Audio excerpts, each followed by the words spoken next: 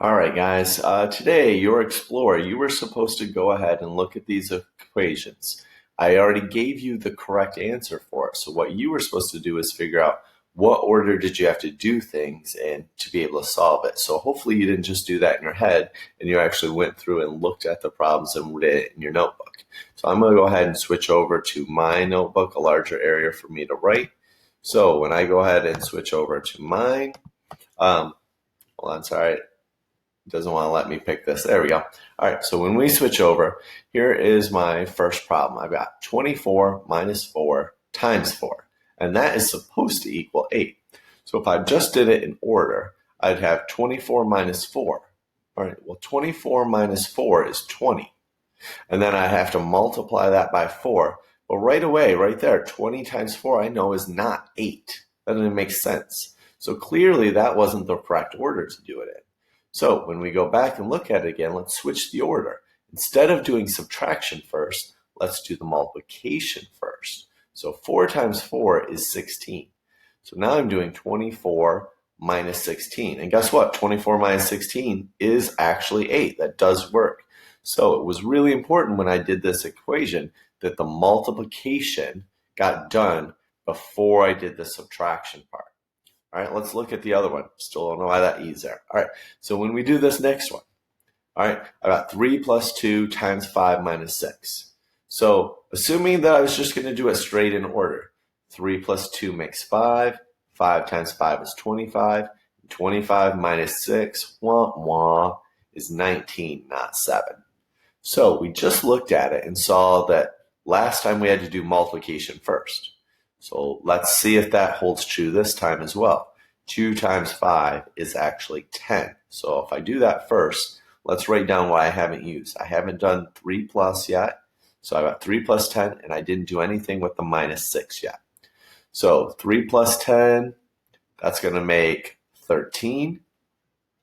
And then I'm still subtracting the 6. 13 minus 6 does equal 7. So if we take a look, multiplication, once again, needed to be done before I did any addition or subtraction. Okay, that's something that we should have saw. If you didn't see that, something that I want to make sure you see now. All right, let's take a quick peek at some of those other problems on there because we had 2 other ones to take a look at. So we're going to take a look at them. So I've got 2 times 4, and then you have this weird symbol that you may not be familiar with. Those are called parentheses, okay? So we're going to figure out what those are today. So if I do it straight in order, because we learned last time, do multiplication first, right? 2 times 4 makes 8 plus the 3, and I still don't know what the parentheses, but that's going to make 11. That's clearly not correct. All right, now, apparently these parentheses are actually important and they do something for this. So let's do this parentheses first, everything in here. 4 plus 3, that makes 7. Now I haven't done the 2 times yet. So I've got 2 times 7 equals 14. That is correct. So on this page, the thing that we learned isn't necessarily that addition is first, but we know things that are in parentheses had to happen first, and then we were able to do the multiplication. So parentheses had to happen first, then multiplication. All right, now I know I had to rewrite this symbol, so sorry if it's a little sloppy. For whatever reason, that didn't want to copy. That's a division symbol.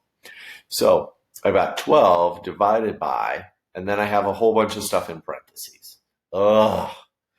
But I know it's supposed to equal a 1 at the end. So we haven't seen division yet. So I could go ahead and see, does division come first? So 12 divided by 2 is 6. Okay, 12 divided by 2 is 6. Then I know multiplication is supposed to happen before the addition. So I'm supposed to add 2 times 5.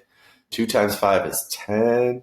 And 6 plus the 10. This is just all wonky. That can't possibly be right. No, yikes. So let's get rid of that one. All right. Let's go to the parentheses. Last time we said parentheses first. Let's stick with that. Now, when I'm inside my parentheses, I notice I have a plus sign and a multiplication sign. We already talked about before multiplication came first, so I'm doing that first. So 2 times 5 is 10. Now, I didn't finish everything in the parentheses, so I'm not going to get rid of those. I still had this 2 plus over here. And I still have this division that I have to figure out something about. Now, taking a look, I still have parentheses, so I'm going to get those done because I'm starting to notice something already. I don't know if you've noticed it, but 2 plus 10, that's 12. And now I have 12 being divided by 12. And guess what? That is 1. 12 divided by 12 is 1. So let's look at the order that we had to do stuff in. I started by doing the parentheses. Now, once I was in the parentheses, I did multiplication first, okay? So it was important to do multiplication first. Then I finished out my parentheses and then was able to do the division and everything else. So this was just a big introduction to how we do some of our order of operations because oddly enough, hopefully when you did this, you realize if you do things in the wrong order in an equation, it is going to give you the wrong answer. All right. So here's our big takeaway that we need to make sure that we understand for today. So when we're working on a basic equation, okay, we're going to have the parentheses has to be the first thing that you always do. After the parentheses, then you're going to do the multiplication, okay, and you're going to do the division too. I know that didn't come up a lot, so you're going to have to trust me on it. We'll talk about it in a second. So parentheses first, then multiply and divide, and then once that's done, then we can work on our addition and our subtraction. Okay, it's really important that we do these in order. And I want to make sure you understand and look. Notice how there's this big giant space, how I separated those. Everything in parentheses first, then we're going to do all the multiplication and division, then we're going to do all the addition and subtraction. Okay, I grouped them that way intentionally. And now here's what I want to show you. If I'd given you another problem, so let's say I do 8 divided by 4 times, I'll do the normal times that you're used to, times, I don't know, we'll do something simple like 6. There you go. And I wanted to solve that and find out what's going on.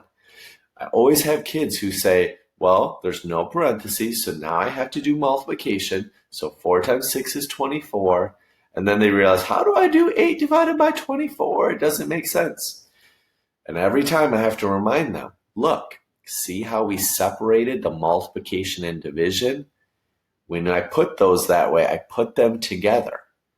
You do whichever one comes first. So if you get a problem like this that has division and multiplication in it, if the division symbol is first, that's what you do. So this problem should have been, do the 8 divided by 4 is 2, and now bring down what's left. 2 times 6, well, that's just 12.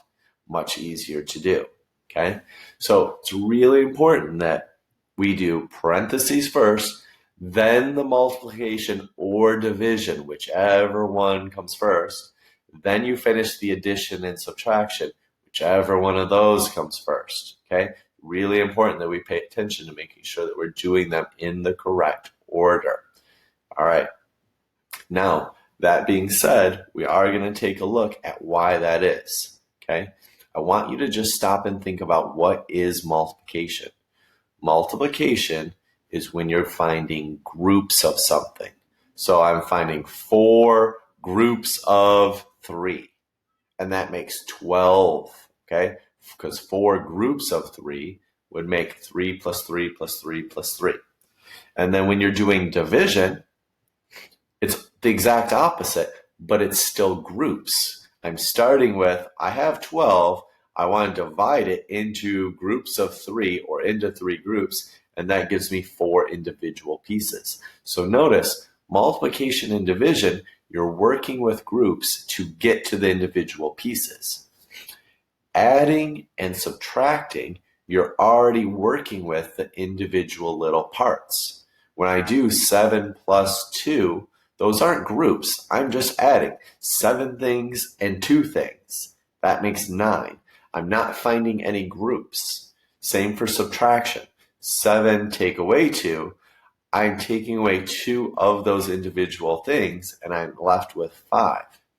So the reason why we have the order that we do, why we go through and why we have parentheses first, then we have multiplication and division, and then we have adding and subtracting.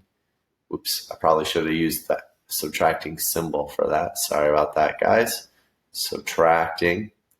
Okay, the reason we do that is because multiplying and dividing is groups of things, and you have to take care of the groups first before you can take care of individual pieces. Now, the parentheses, for those of us who aren't getting it, guess what? Parentheses are a grouping symbol. Okay, that's why we ended up doing the parentheses before anything else. Parentheses group things together. Okay, so when you write out a big giant equation, or you're given one, 4 times 3 plus 2, and the 3 plus 2 is in parentheses, that's because someone is saying, hey, these are in a group. This needs to get done first. That's what's happening. So today, or in your notes, and every time we work on stuff, I should see parentheses is important. It gets done first. Someone is telling you, this is the group to do first. After that, then you can do whatever multiplication and division comes up. Okay, whichever one is first. And then last, you're going to do the addition and the subtraction.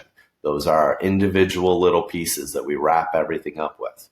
Okay, so we are working with PEMDAS.